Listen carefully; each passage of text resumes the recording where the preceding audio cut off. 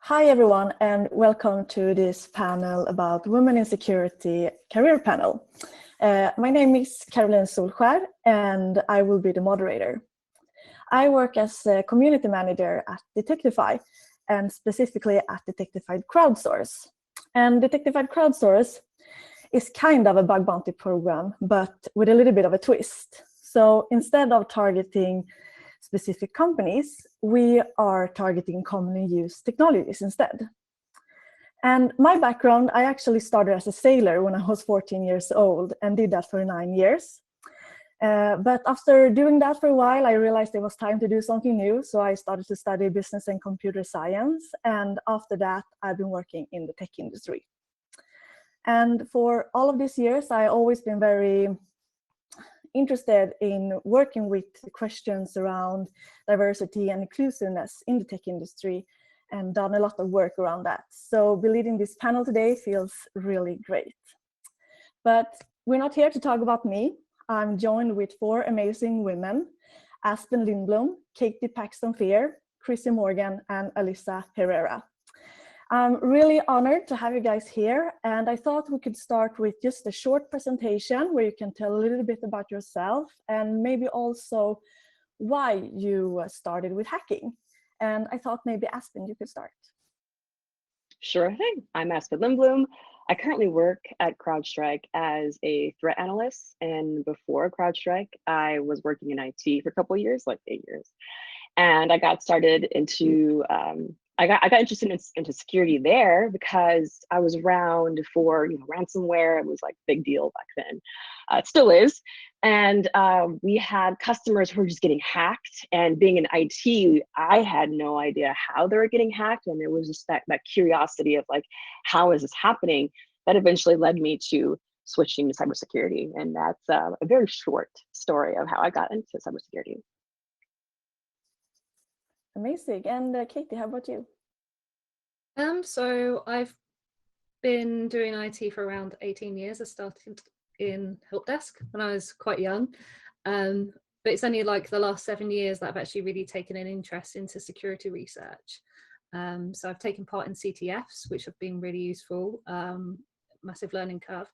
And now I spend my personal time developing my skills further. I just really like to figure things out, how they work.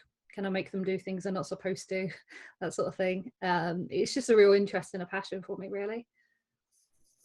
I now work as an information security officer in the daytime, but I do a lot of security research in the evenings. And Katie, how about you? I am a PhD student at Cranfield University, which is really how I got started in security. Former data scientist.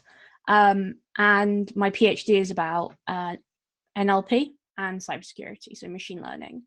I got into bug bounty specifically in June last year, and I've been an occasional bug hunter since. And also I make YouTube videos full time.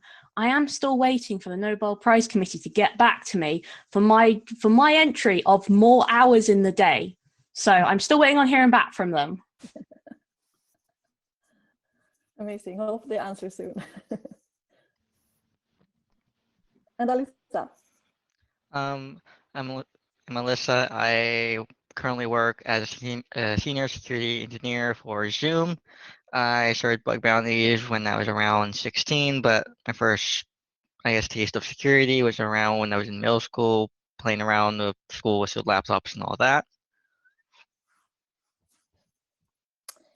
Great. And I mean, you all have different and very interesting backgrounds in how you got into hacking. But what is it that motivates you to hack?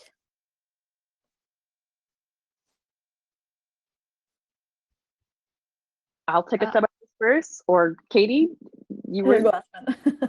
Okay, I would say I really like to learn new technologies and learning something new and almost like solving a puzzle. That, and plus I also want to make, it's gonna sound really cheesy, I want to make the world a safer place for my kids. So that's why I like to hack, as well as I like to learn. And there is some excitement when you kind of break something that you really shouldn't. So yeah. I'm in it because drugs are illegal, and hacking something and getting that high of finding a bug and knowing, oh my God, I can't believe I did that. This is incredible. How do they develop and let this in? The rush of it is great. And that's why I hack. I love that feeling of trying to do something for a really long time and then cracking it, like cracking the case. It feels incredible, and it's just the most motivating thing. And I feel like I'm the smartest person who's ever existed, and it gets duped, so I don't. Yeah, like I said before, with me, I like figuring things out, but I also think that deep down inside me, there's quite a protective instinct. So from my previous career, it's come in, and now I like to protect things during the day as well as breaking things also. So it's that part.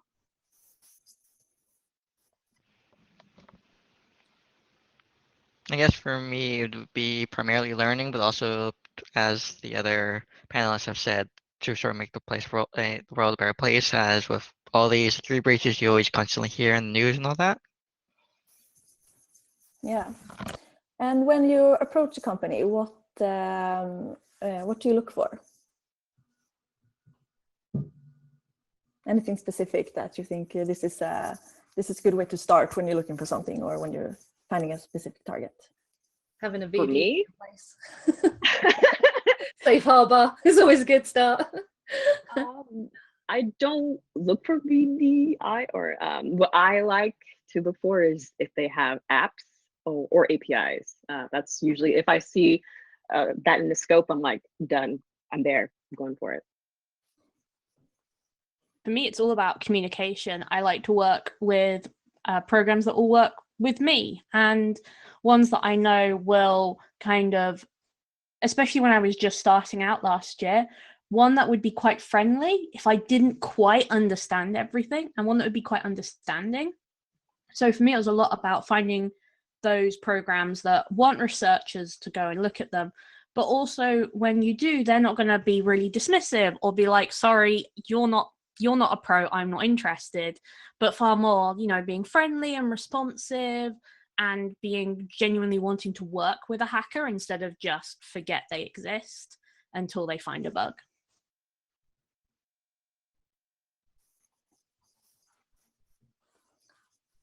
Yeah, I think it was you, Chrissy. I saw a talk that you did when you compared. I don't remember his name. It was some old guy from the 1800s or something who picked lock. Yes. And yeah, I thought it was a really great comparison of being a hacker and picking locks. Yeah, old school hacker. Yeah. He did his thing. It's quite good. And I mean, on that talk, I spoke about, obviously, because my comment was VDP in place and a safe harbor. And corresponding with what Katie's saying, find somewhere that, ideally is part of a bug bounty program for me, because I do a lot of research that isn't part of bug bounty programs. So finding someone that's accommodating of that and can have communication and can be empathetic that you are a security researcher, telling them and trying to help them has always been a very good thing, because sometimes you just find things as you're going about your daily life, and then because you're part of this industry, you want to explore it further. So having that in place is always a good sign. Definitely. And I mean, when we talk about hacking, there's a lot of focus on the technical sides and on actually coding. But at least I thought it would be really interesting to hear your point of view, since from what I understand, you actually don't code that much. Primarily when I started, there was really no interest in programming, as it always seemed as a bit too abstract of a concept for me to understand. But through various capture the flags and sort of playing around with bug bounties and things like that, I've sort of realized that the necessity to use programming or understanding how to build things to break them isn't really always true, as there are other ways to approach it where you could simply understand how a website, for example, works and how things are processed through that without understanding how it would be in theory built. There's also a lot of vulnerabilities and ways you can report and find bounties, for example, through methods that don't even require any sort of intrinsic knowledge of coding or understanding how stuff works. Some of the easiest bounties I've gotten were simply through using a Google search engine and simply just searching for the right queries and finding sensitive data that was sort of left out in the open for a company's website, for example. Yeah. How do others feel? Do you think like what other skills than technical do you think is important? I think a big one is communication. I think people forget that once you find a bug, that's half the story. You also need to report that. And a lot of people who get into bug bounty are very technical people, and they assume the person on the other end is also the same amount of technical as they are. And I think one thing is, if you're not necessarily a technical person, you develop those technical skills. If you're a technical person, you have to develop those communication skills, because half of doing bug bounty or even security in general is reporting your findings, making it clear what you found, how you found it, how it could be exploited, describing that impact. And a lot of the time, especially not just in bug bounty, but in further infosec, you might end up in a situation where actually you have to explain your findings to somebody who really doesn't care about security unless you put it in their terms. They're going to be your senior managers. You have to tell them you're going to lose a lot of money. And it's finding that right balance of, I think, communication skills. And if you already have those skills, then the technical stuff you can learn along the way. But communication is really, really key. And people always forget that. Yeah, Katie, like whenever you talk, I'm always like, preach, because you're like always on fire. And I'm like in church. But you're absolutely right. I was gonna say the same thing. Written communication is so important. If you can document and like fully like detailed, of to reproduce what you did. Not only that, but explain why it's important to someone.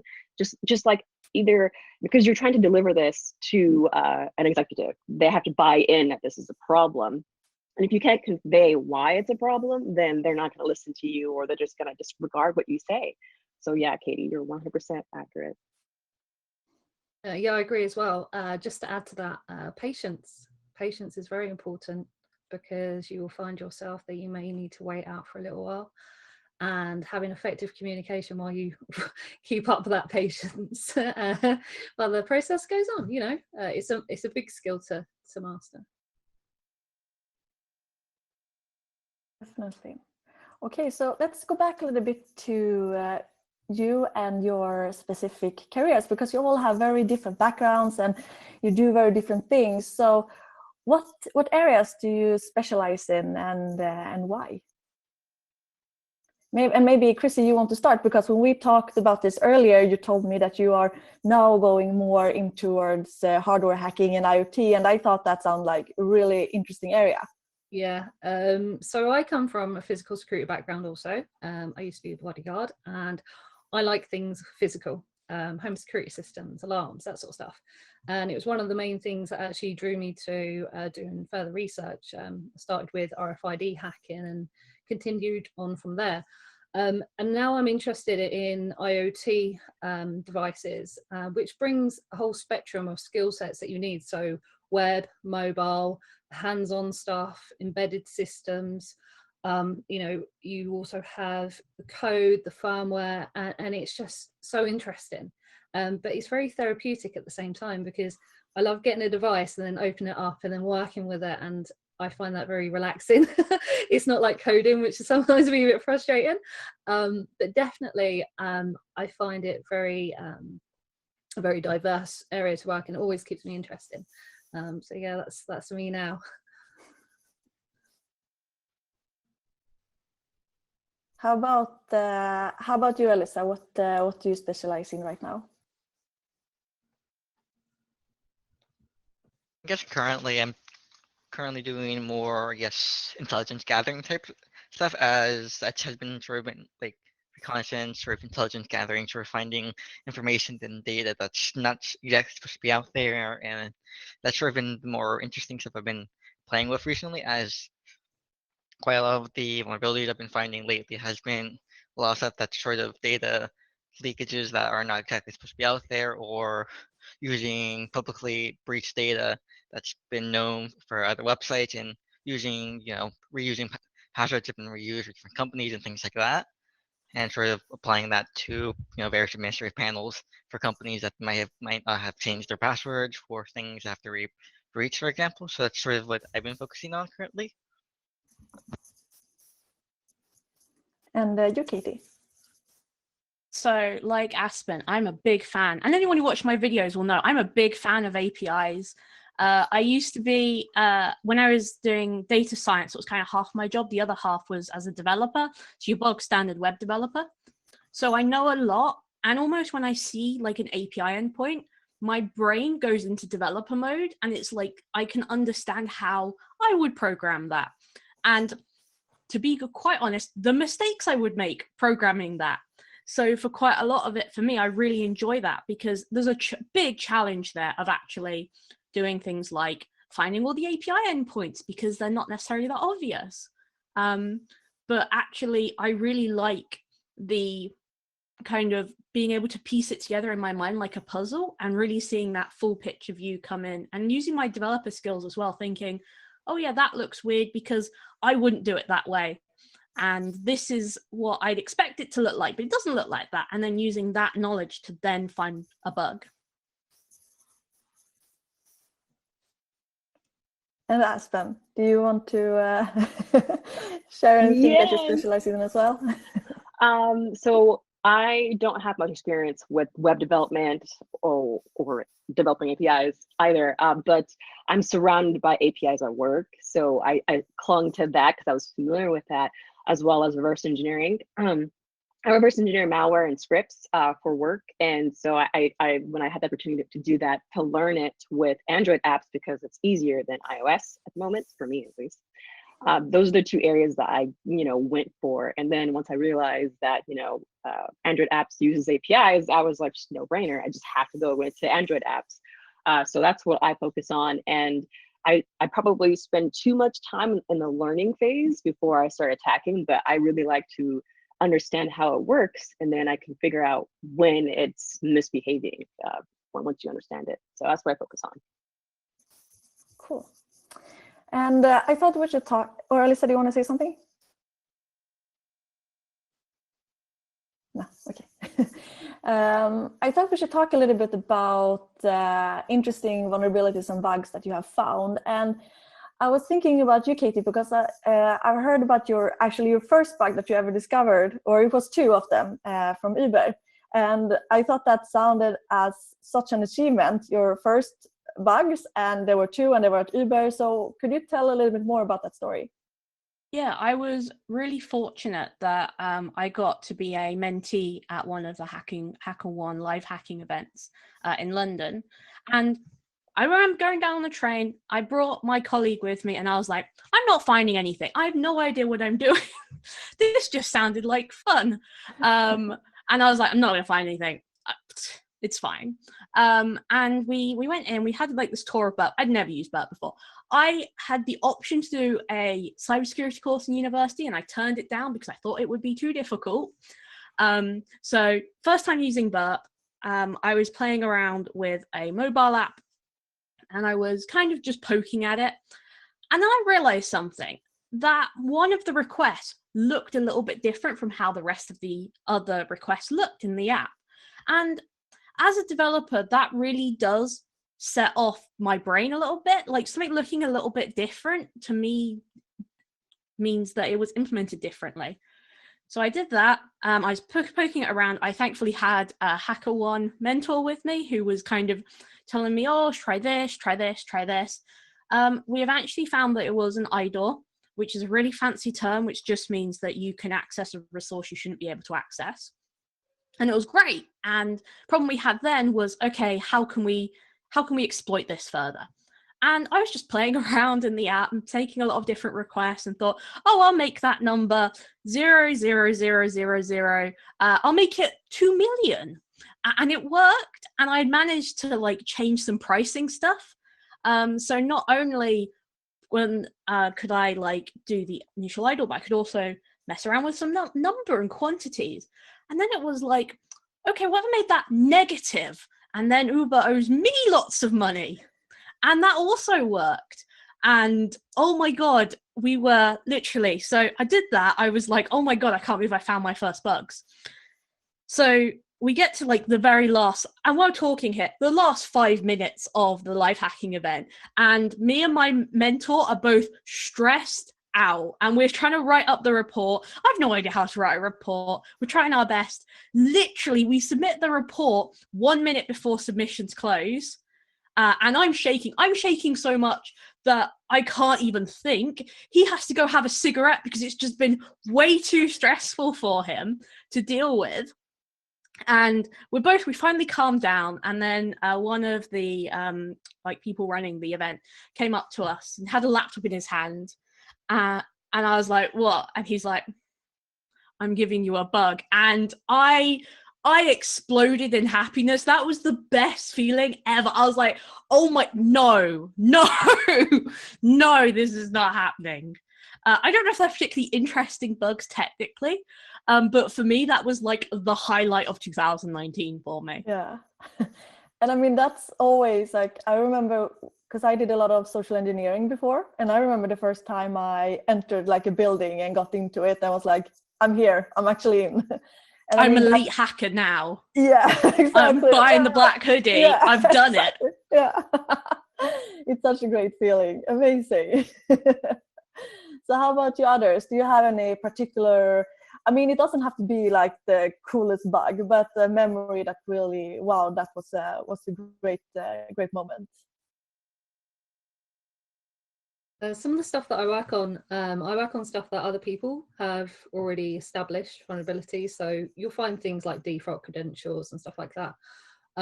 Recently went through a process of reverse engineering a DVR, which is the brains of a CCTV system. And that was pretty cool because I learned to do an awful lot of different things and attack vectors. And what you'll find within devices is that you're still using the same pen testing methodology on these devices, but then there'll be a little bit of extra things to do. So one of the interesting things, you find remote backdoors as well, which is interesting. So one of the DVR boxes that I had port 23 closed.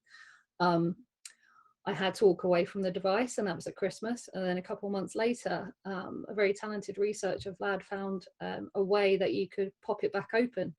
And that was by running a script and working with its communication on its backdoor to pop it open. So then all of a sudden you now have access to port 23 and you can have remote control of the device itself. So that's been quite interesting. And then you find other devices where you'll find that they're having default credentials, but also keeping hold of your credentials as well. So every time you're resetting your password and changing it, they'll keep a copy on the device. So if somebody pawns your device, not only have they got your device, but they possibly have passwords for all other devices, because you could reuse those passwords somewhere else. So that's something that I'm working on at the moment with a doorbell thing that I've got. But yeah, there's always fun stuff to find. Yeah, definitely.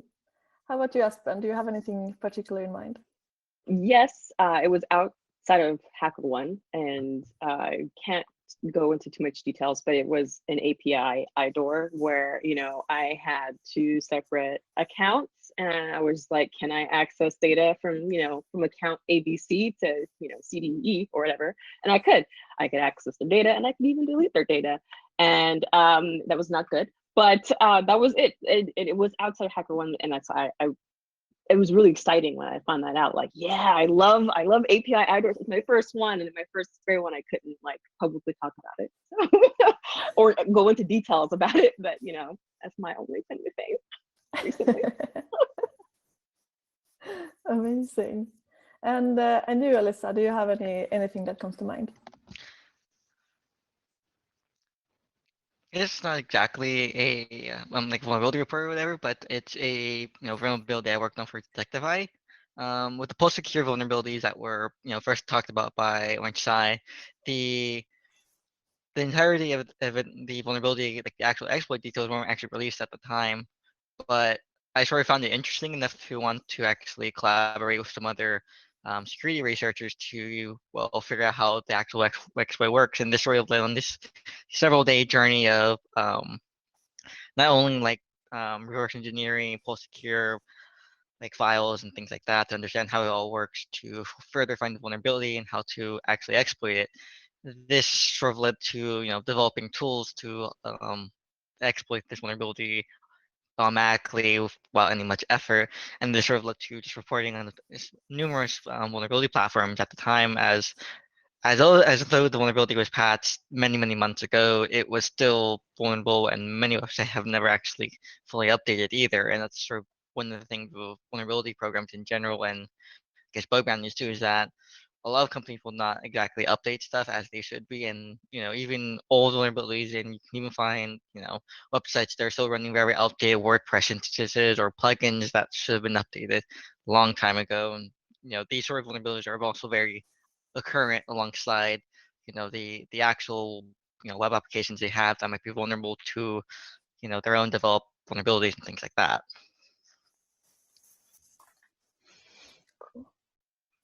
So let's go in a little bit to diversity and hacking and in the industry.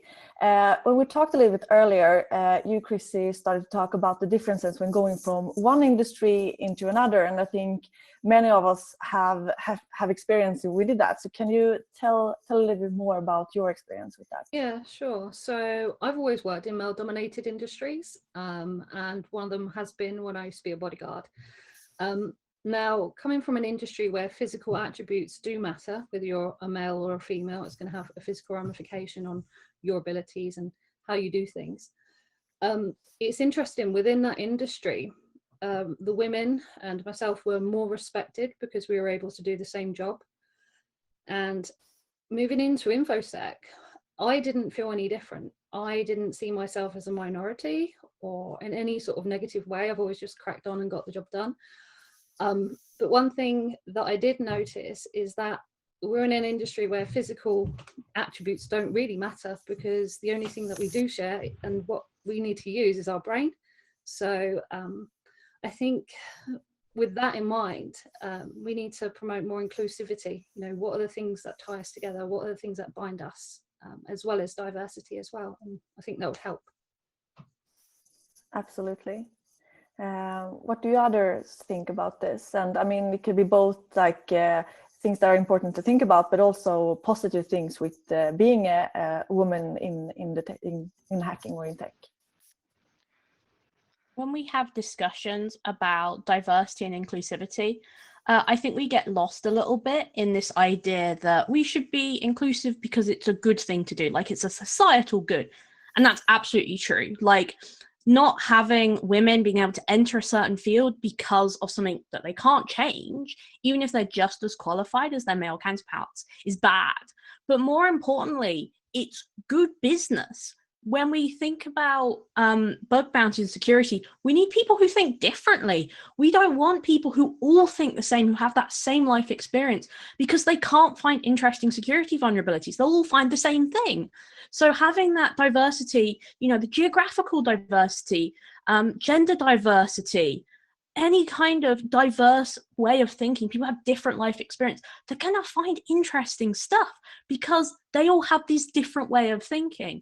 And I often think we get sort of caught up in this is good because it's good for society, but you know what? It's good business. Yeah, I absolutely agree. And I think it's so clear to see, especially take machine learning, for example. It's very clear sometimes that it's only white males who have programmed it because it's built for them, and they don't notice anything else because it's, of course, I mean, it's so easy to see your own perspective and forget everyone else. So to have all kinds of people, especially in hacking, is important, because then you can find things that the person who built it would never even think about.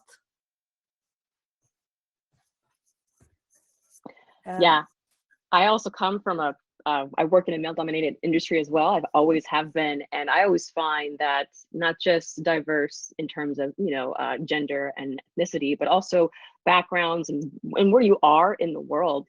So I'm on a team that's globally, just distributed, and when we all come together, we all have different perspectives, like Katie mentioned, and we all tackle the problem differently. And that works so well because then we can actually get to resolution quicker than if we were all thinking the same, or if it's just like, it's just that just differences just actually helps move the needle further. Definitely. Alyssa, do you want to add anything as well?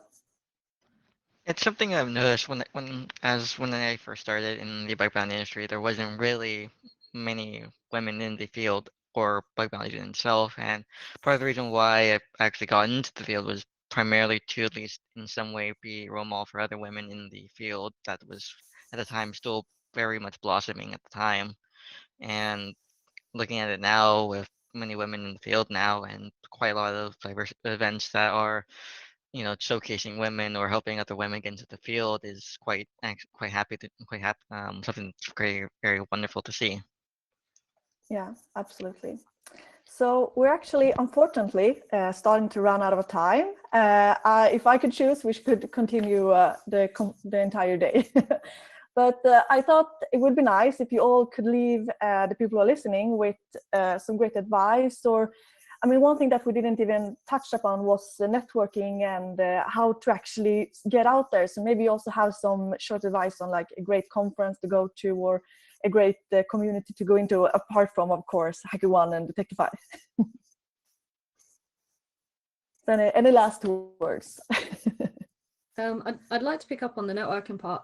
Basically, get to events when we can.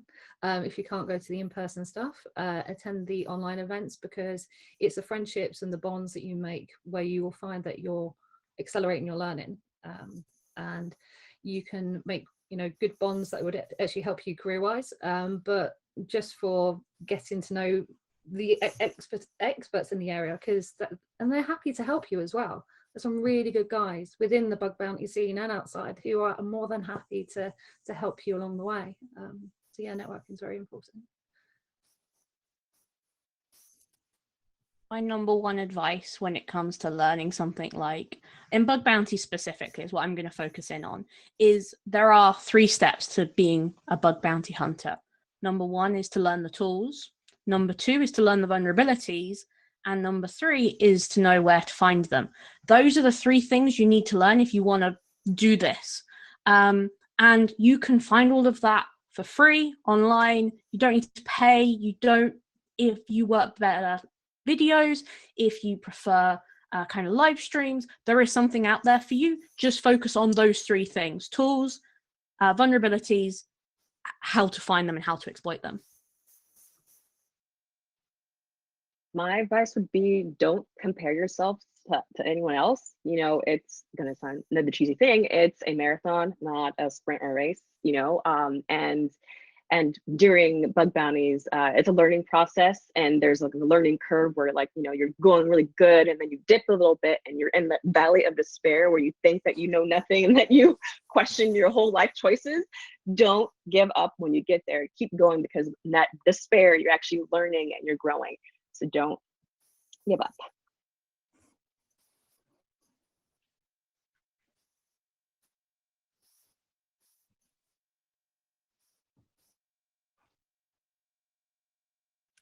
Alyssa, do you have any final words?